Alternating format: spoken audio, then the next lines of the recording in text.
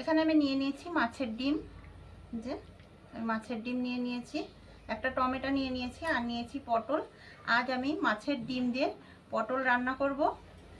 নমস্কার বন্ধুরা, moms kitchen বেঙ্গলিতে আপনাদের স্বাগত জানাই। বন্ধুরা, আজ একটা নতুন রেসিপি নিয়ে চলে এসেছি। আপনারা তো পটল চিংড়ি অনেক খেয়েছেন, আজ আমি মাছের ডিমে পুর ভরা পটল রান্না করব। আসুন রেসিপিটা তৈরি করে নিই। আমি সব পটলগুলোকে ধুয়ে পরিষ্কার করে নিয়েছি। এখন পটলটা আমি কেটে নেব। আমি পটলটাকে কেটে নেব, দুটো মুখ আমি এইভাবে আমি খোসাটাকে ছাড়িয়ে নেব। আমি পুরো খোসাটা ছাড়াবো না। আমি এই যে পটলটা কেটে নিয়েছি, আমি এরকম ভাবে সব পটলগুলো কেটে নেব। এবার আমি খোসাটা ছাড়িয়ে নেব। আমি পুরো খোসাটা ফেলবো না।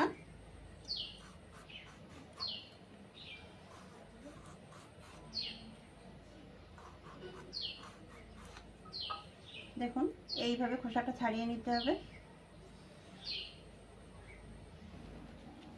বন্ধুরা, পটলগুলো কেটে জলের মধ্যে দিয়ে দিয়েছি। পটলের একটা কষ আছে, আমি আর একবার পটলটাকে খুব ভালো করে ধুয়ে নেব। দেখুন, আমি একইভাবে সব পটলগুলো কেটে নিয়েছি।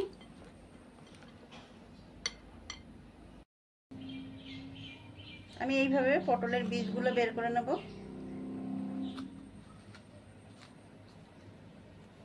দেখুন, এই যে আমি পটলের বীজটা বের করে নিয়েছি।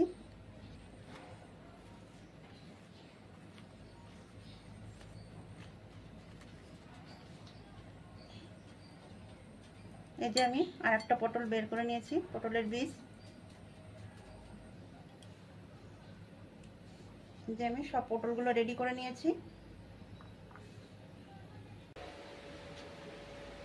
কড়াইটা গরম হয়ে গেছে, আমি দিয়ে দেব সরষের তেল। দিয়ে দেব আলু কুচি। আলুটাকে আমি খুব ভালো করে ভেজে নেব।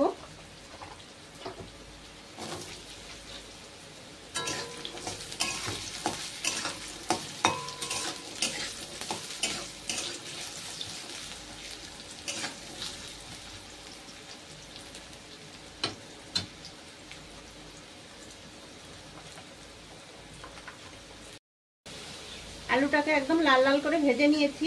এখন দিয়ে দেবো পেঁয়াজ কুচি।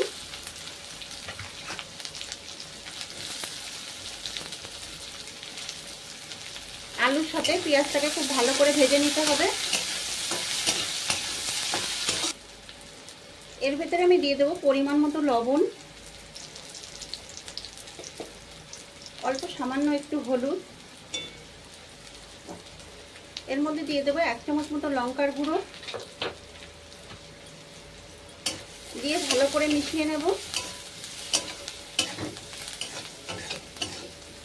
এবার আলুটাকে একটু সাইড করে নেব আমি।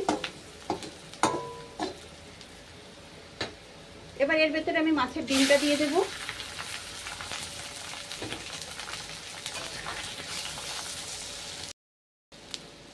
আলুর সাথে ডিমটাকে খুব ভালো করে ভেজে নেব। আলু আর ডিমটা যাতে একসাথে মিশে যায়। মশলা মিশাবো না, সুন্দর করে ভেজে নেব।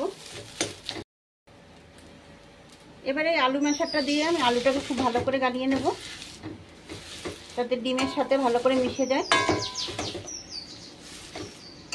একটু চেপে চেপে মিশিয়ে নিতে হবে। পুরটা আমার রেডি হয়ে গেছে। এবার আমি পুরটাকে নামিয়ে নেব। মাছের ডিমটাকে আমি একটুখানি হাতের সাহায্যে মেখে নেব। আমি সুন্দর করে মেখে নিয়েছি।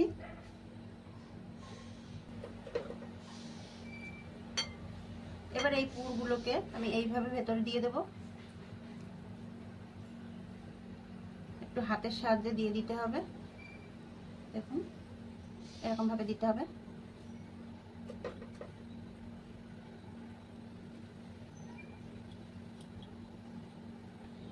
যাতে কোথাও ফাঁকা না থাকে।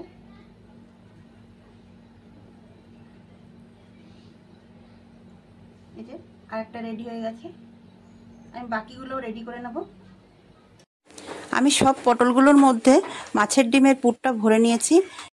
এরকমভাবেই আপনাদের মাছের ডিমের পুরটা ভরে নিতে হবে।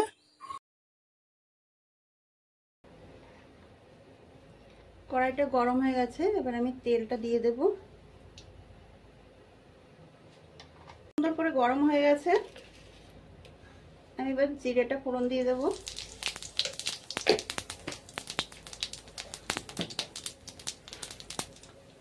একে একে পটল দিয়ে আমি ভেজে নেব।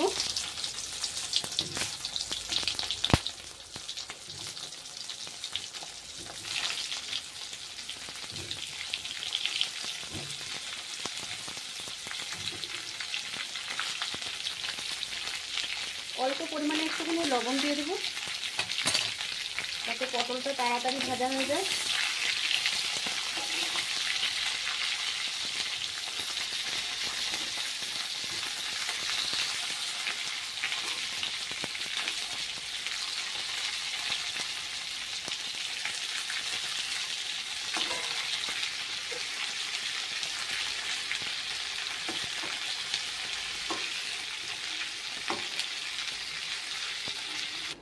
পটলগুলো খুব সুন্দর করে ভাজা হয়ে গেছে, এবার তুলে নেব। এখানে একটা একটা করে আমি তুলে নেব।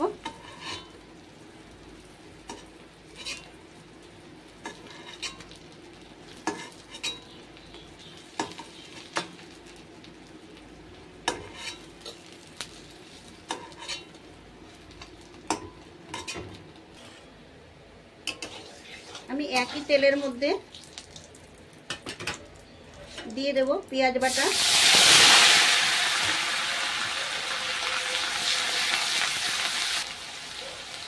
এর ভেতরে আমি দিয়ে দেব জিরে বাটা, এখানে আমি দিয়ে দেব 1 চামচ লঙ্কার গুঁড়ো। ভালো করে মশলাটাকে কষিয়ে নেব।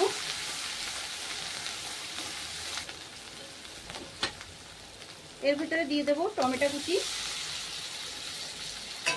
টমেটোটাকেও খুব ভালো করে কষিয়ে নেব।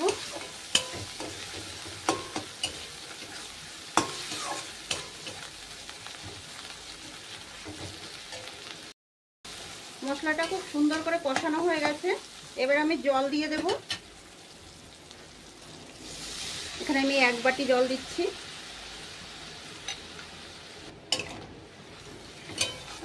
অনেক বেশি ঝোল করা যাবে না।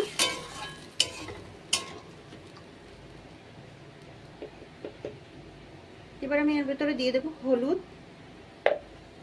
পরিমাণ মতো লবণ,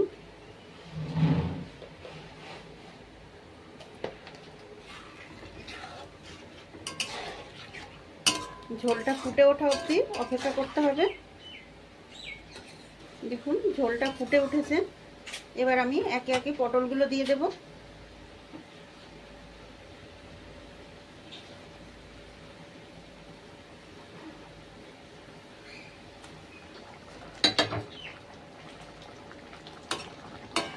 এখানে আমি পটলগুলো দিয়ে দিয়েছি।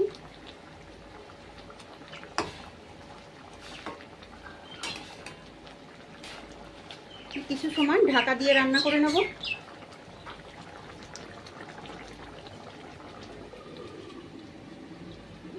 ঢাকনাটা আমি উঠিয়ে নেব।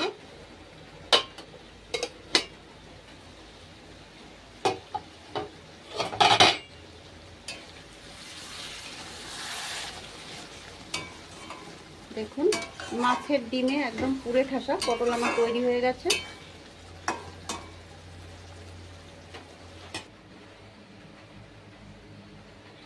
এবার একটা থালার মধ্যে আমি নামিয়ে নিচ্ছি।